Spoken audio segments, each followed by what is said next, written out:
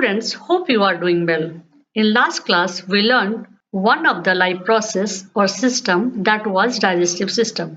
Today we will start respiration in human. So first question of this topic is what is respiration? It is a catabolic process involving the burning of food substances to release energy.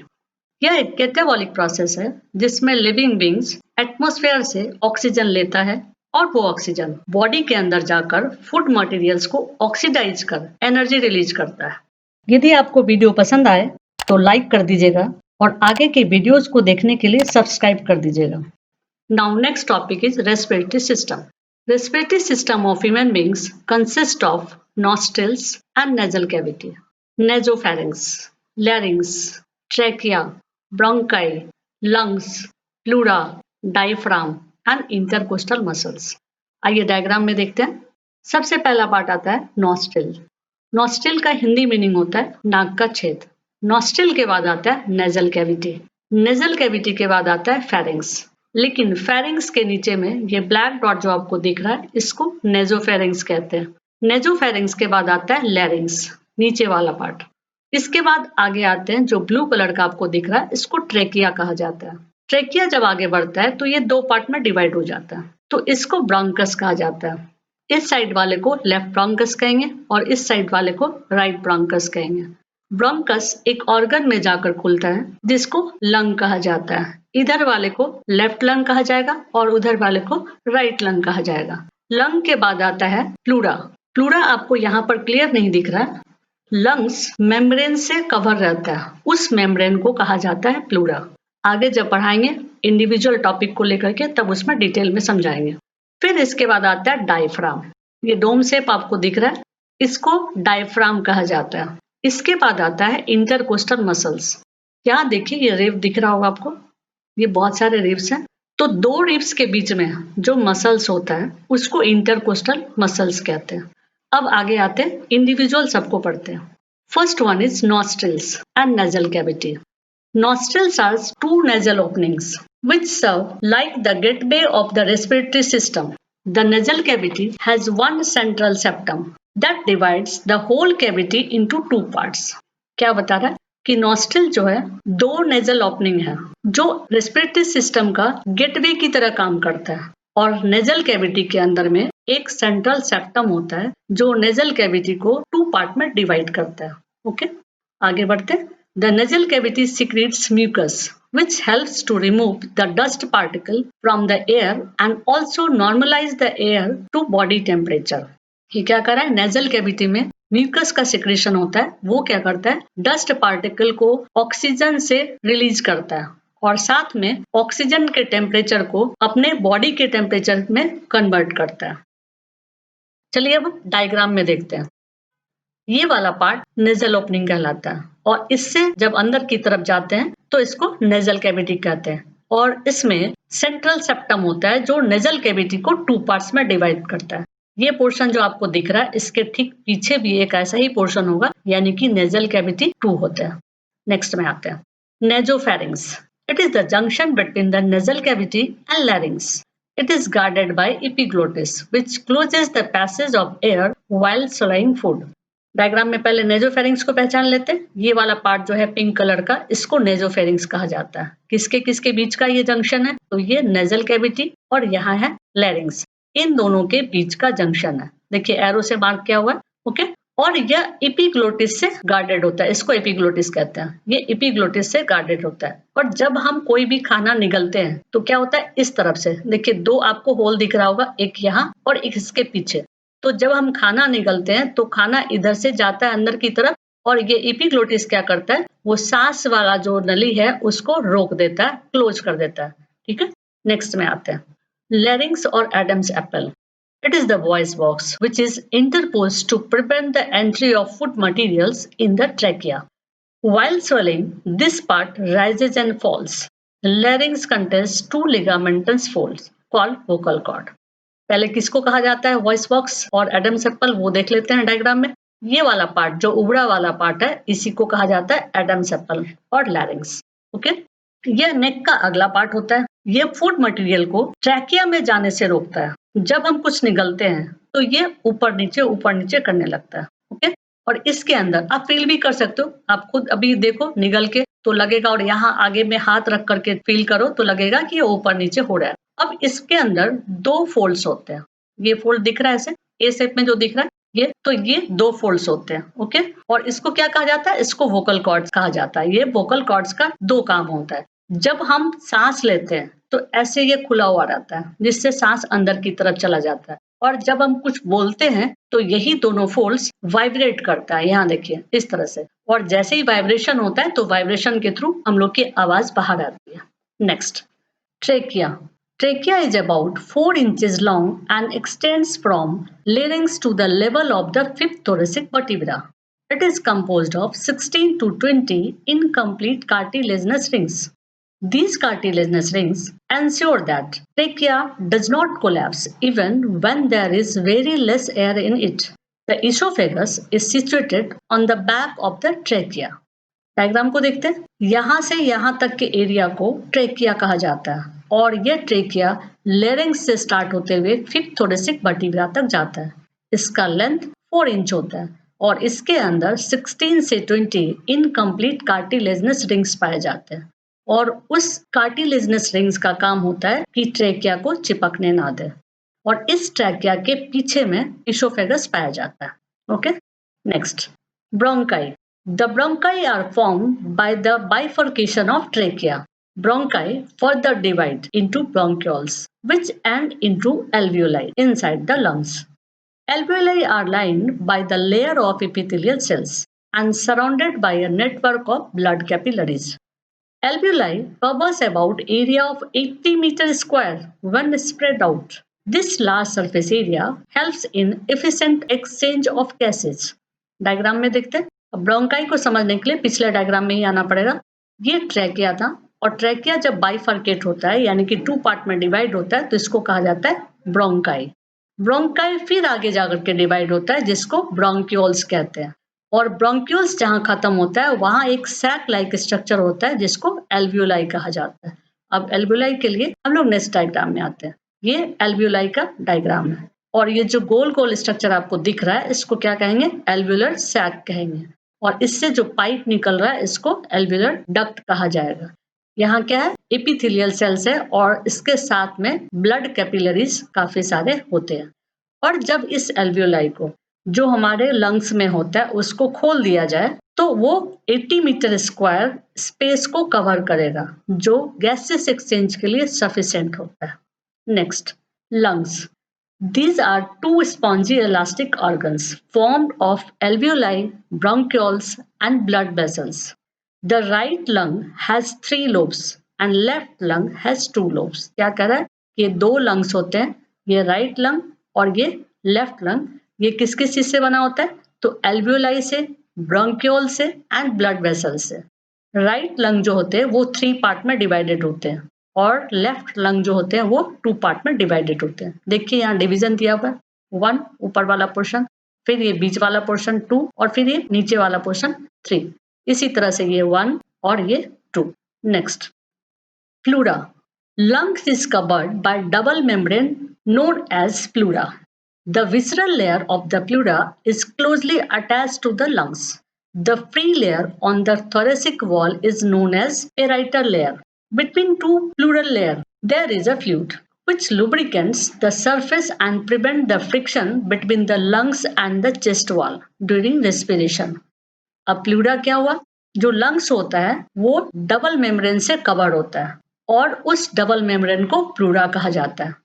उन double membrane में से एक membrane जो होता है, यहाँ देखिए ये 2 मेम्ब्रेन दिख रहा है, एक मेम्ब्रेन लंग से अटैच होता है और इसको विसरल लेयर कहा जाता है, और जो लेयर बाहर की तरफ होता है उसको पेराइटल लेयर कहा जाता है।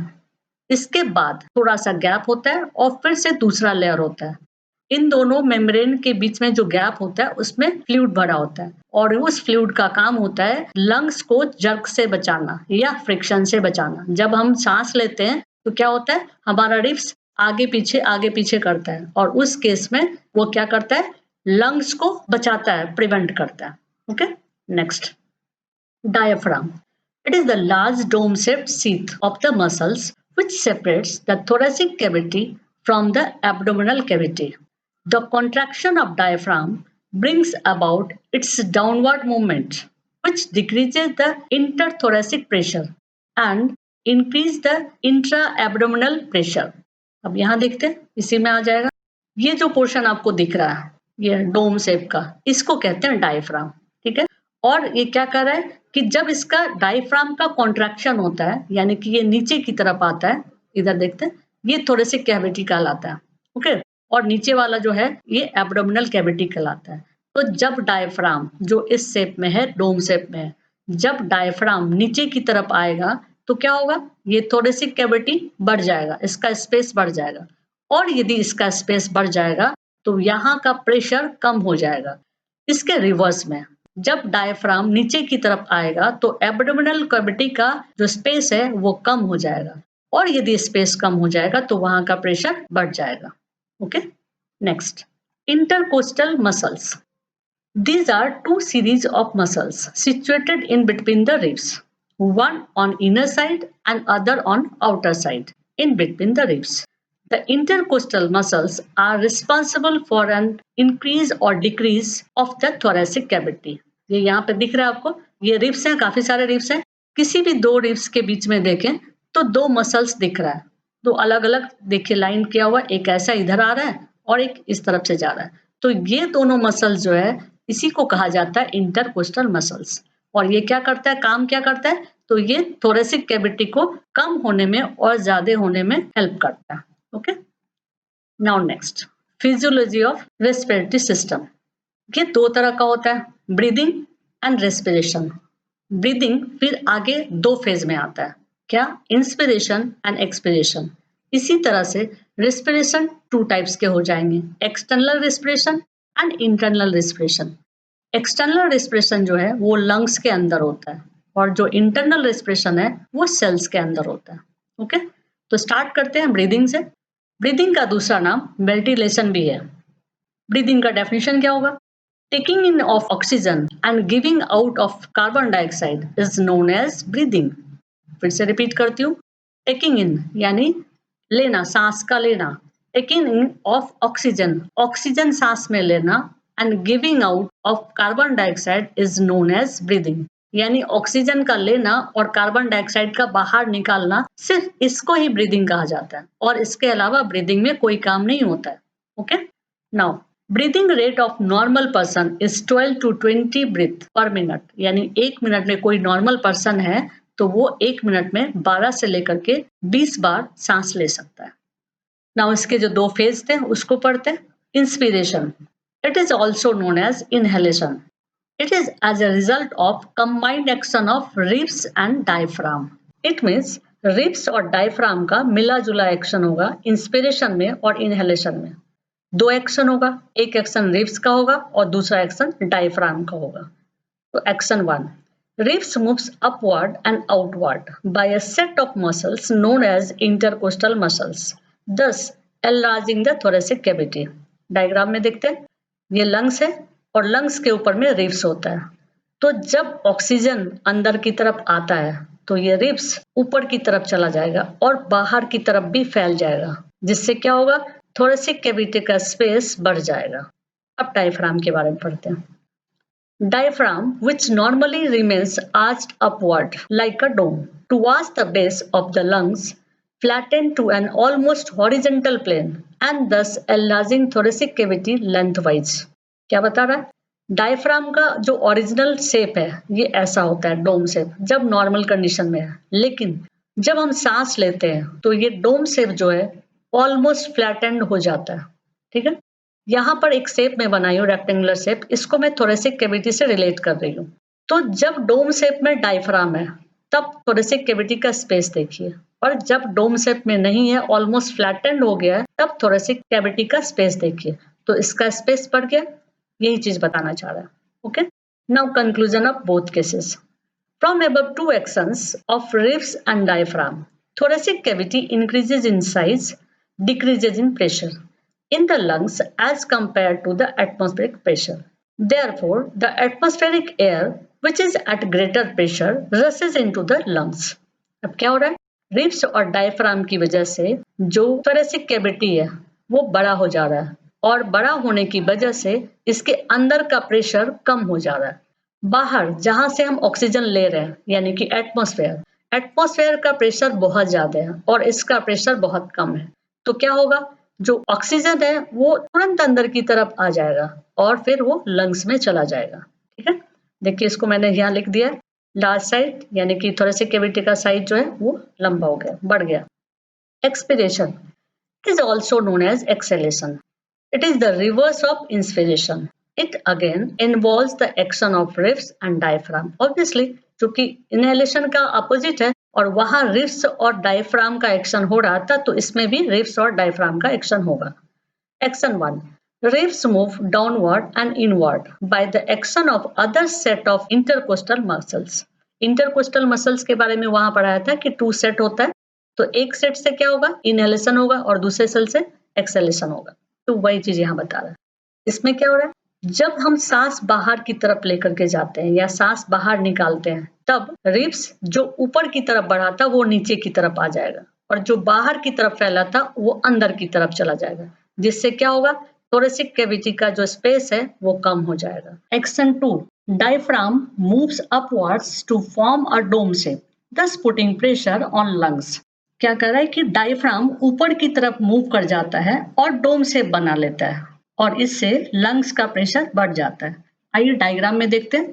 इससे पहले वाले केस में ये जो डायफ्राम है इसका शेप ऐसे हॉरिजॉन्टल हो गया था, ठीक है। अब इस केस में डायफ्राम का शेप फिर से डोम शेप में बदल गया और जब डोम शेप में बदल गया तो थोरेसिक कैविटी का जो स्पेस है वो कम हो गया और थोरेसिक कैविटी का स्पेस यदि कम हो जाएगा तो लंग्स का प्रेशर बढ़ जाएगा।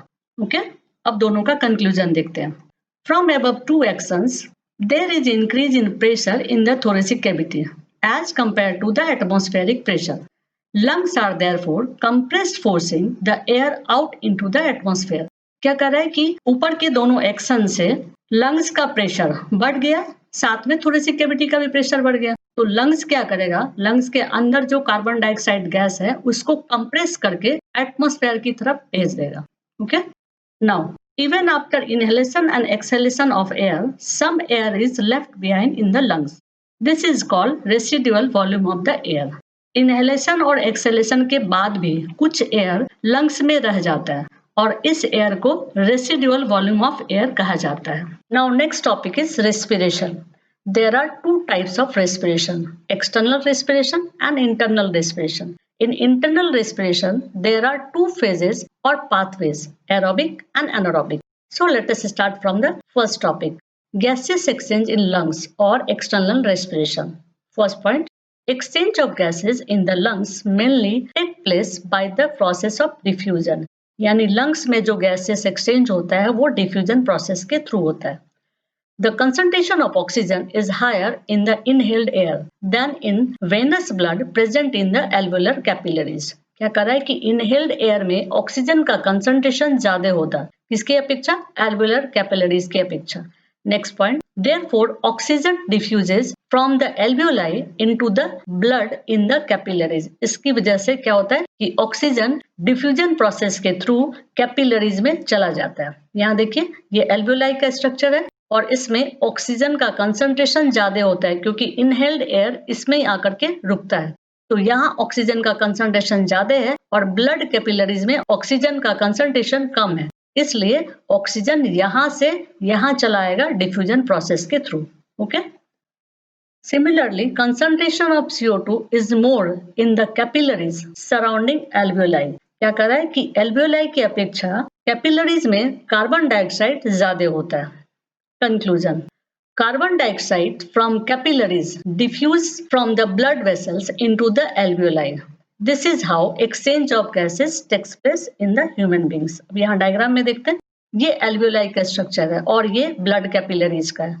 ब्लड कैपिलरीज में CO2 ज्यादा है, यहाँ से यहाँ तक CO2 ज्यादा है। जो ब्लू कलर का दिख रहा है इट मीन्स कि इम्प्योर ब्लड इससे पास हो रहा है। जब इम्प्योर ब्लड होता है तो उसमें CO2 ज्यादा होता है। अब इसमें चूंकि CO2 ज्यादा है और इसमें एल्वियोलाई में CO2 कम है, तो क्या होगा कि यहाँ से CO2 एल्वियोलाई में चला जाएगा। अब एल्वियोलाई में ऑक्सीजन का कंसंट्रेशन ज्यादा है तो यहाँ से ऑक्सीजन कैपिलरीज में आ जाएगा और ब्लड प्योर हो जाएगा।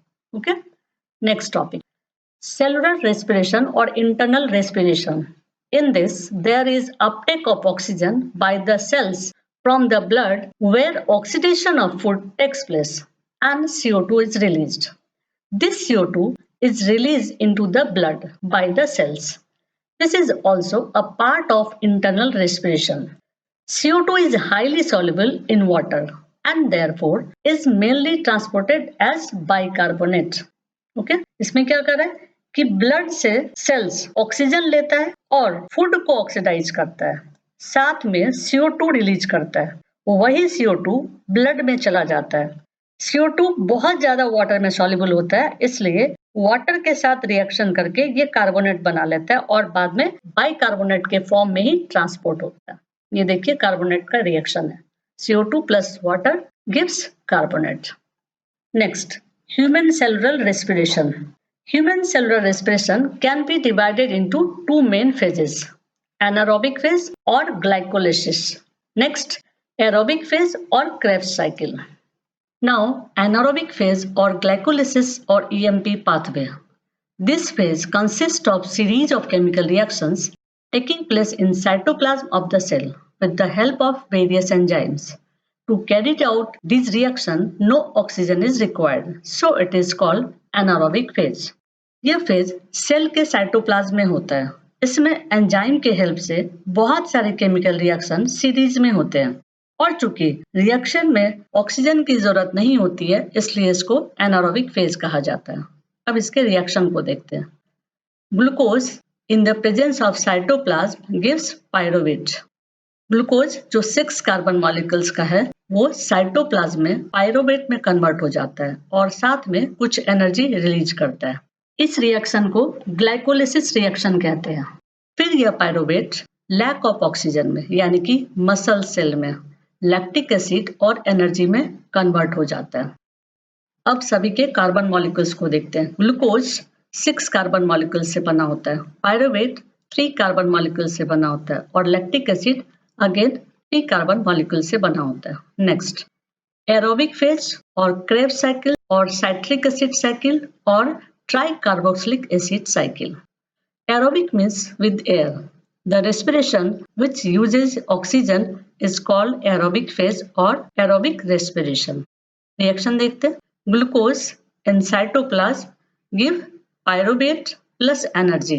In the presence of oxygen in mitochondria, it gives carbon dioxide plus water plus energy. इस रिएक्शन को क्रेब्स साइकिल रिएक्शन कहते हैं। ग्लूकोज जो 6 कार्बन मॉलिक्यूल्स का होता है साइटोप्लाज्म में पायरुवेट बनाता है, जैसा कि पहले वाले रिएक्शन में था, और वो पायरुवेट 3 कार्बन मॉलिक्यूल्स का होता है, साथ में कुछ एनर्जी भी रिलीज करता है। अब ये पायरुवेट ऑक्सीजन के प्रेजेंस में माइटोकॉन्ड्रिया में, सेल के माइटोकॉन्ड्रिया में कार्बन डाइऑक्साइड, वाटर और एनर्जी रिलीज करता है। अब दोनों फेज को एक साथ देखते हैं, प्लांट्स के लिए भी और एनिमल के लिए भी। Glucose 6 carbon molecules in cytoplasm gives pyruvate 3 carbon molecules plus energy. ये दोनों जो है वो क्या है, एनारोबिक रेस्पिरेशन का एग्जाम्पल है, और नीचे वाला जो है वो एरोबिक रेस्पिरेशन का एग्जाम्पल है। तो यहाँ देखते हैं, एब्सेंस ऑफ ऑक्सीजन, पायरुवेट की बात कर रहा है कि पायरुवेट एब्सेंस ऑफ ऑक्सीजन में यानी जहाँ ऑक्सीजन नहीं होता है यानी कि ईस्ट में इथेनॉल कार्बन डाइऑक्साइड और एनर्जी देता है। यहाँ पर इथेनॉल 2 कार्बन मॉलिक्यूल्स का बना होता है। फिर से pyruvate lack of oxygen in muscle cells यानी कि ह्यूमन बीइंग की बात कर रहा है, क्या बनाता है, लैक्टिक एसिड और energy. Lactic acid 3 carbon molecules का बना होता है। अब एरोबिक रेस्पिरेशन की बात करते हैं। इसमें क्या होता है कि पहला और दूसरा स्टेप सेम ही होता है, यानी ग्लूकोज साइटोप्लाज्म में पायरुवेट में कन्वर्ट होता है और कुछ एनर्जी को रिलीज करता है। इसके बाद प्रेजेंस ऑफ ऑक्सीजन में सेल के माइटोकॉन्ड्रिया में ये पायरुवेट कार्बन डाइऑक्साइड, वाटर और एनर्जी बनाता है। यदि आपको वीडियो पसंद आए तो लाइक कर दीजिएगा और आगे के वीडियोस को देखने के लिए सब्सक्राइब कर दीजिएगा। Okay, next, summary with animated diagram. यहाँ आपको एनिमेटेड डायग्राम के थ्रू ब्रीदिंग का समरी दिखा रही हूँ।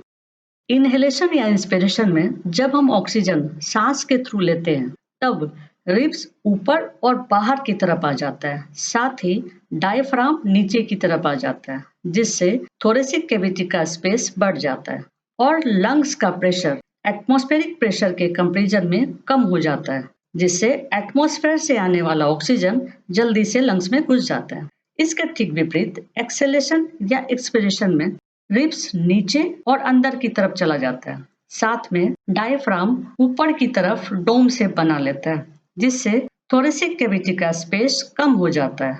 और जब थोरेसिक कैविटी का स्पेस कम हो जाता है तो लंग्स का प्रेशर एटमॉस्फेरिक प्रेशर की अपेक्षा ज्यादा हो जाता है, जिससे लंग्स का गैस यानी कि कार्बन डाइऑक्साइड एटमॉस्फेयर में आसानी से चला जाता है। अब आप एक साथ सभी डेफिनेशन को यहाँ देखेंगे। Breathing, taking in of oxygen and giving out of carbon dioxide is known as breathing. Inspiration, taking in oxygen is called inspiration. Expiration, giving out of carbon dioxide is called expiration. Respiration, it is a catabolic process involving the burning up of food substances to release energy. Next, direct respiration. It is the direct exchange of gases without the involvement of blood for the transport of gases. Indirect respiration. In this case, there is no direct contact between the body cells. Next, external respiration. It is the passing of oxygen from the respiratory organs to the blood. Next, internal respiration. It is the uptake of oxygen by cells from the blood where oxidation of food takes place. Next, glycolysis. It takes place in the cytoplasm. Next, Krebs cycle. It takes place in the mitochondria. That's it.